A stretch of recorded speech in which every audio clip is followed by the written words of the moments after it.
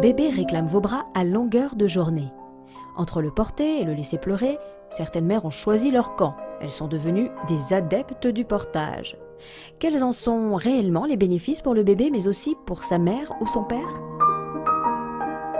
Alors les bénéfices pour le bébé sont plus le fait de le rassurer, de lui apporter un environnement plus serein. Et pour la maman, ça lui permet aussi de pouvoir vaquer à ses tâches un peu plus facilement vu que bébé est sur elle. Donc elle a toujours un œil sur lui. Et papa participe aussi. Donc à ce moment-là, si maman est très occupée, donc papa peut prendre le relais, porter bébé. Si maman est fatiguée, elle va se reposer. Le papa aussi est inclus dans cet environnement. Existe-t-il des risques et des précautions à prendre ? Alors le risque majeur, c'est la mort subite du nourrisson, du fait de la position de la tête de bébé.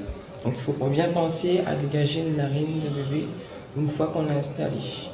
Ensuite, les précautions à prendre, c'est une bonne utilisation sont des techniques de portage, donc pour lesquelles il y a des ateliers qui permettent d'apprendre ces différentes techniques et les différentes positions qu'on peut être amené à avoir pour bébé.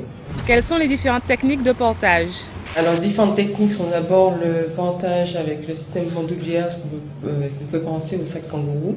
Ensuite, il y a le porte-bébé qui peut nous faire penser aussi au hamac qu'on accroche autour de l'épaule.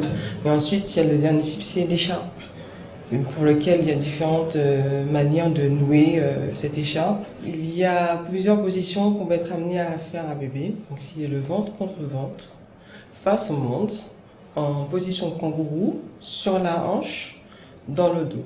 Jusqu'à quel âge peut-on porter son bébé ? Alors le portage, on peut le faire de la naissance jusqu'à 12 voire 16 kg. Donc en fonction des différentes techniques de portage. Bien sûr, peut-être que la maman ne sera pas amenée à porter jusqu'à 12 kg, mais le papa est présent aussi. Donc s'il le souhaite, il fait jusqu'à 16 kg. Donc après, c'est bien maîtriser ces techniques. Et, en fonction aussi de l'évolution et de l'éveil de bébé. L'avantage, c'est que ça crée vraiment un univers beaucoup plus serein pour l'enfant. Ça ne crée pas des enfants qui sont vraiment, comme on dit, gâtés. Au contraire, il y a une complicité entre les parents et ça permet vraiment d'améliorer le réveil face à ça, vu que l'univers familial est un univers vraiment rempli de sérénité. Si vous et vos petits bouts souhaitez participer à l'émission, nous écrire à matete@orange.fr.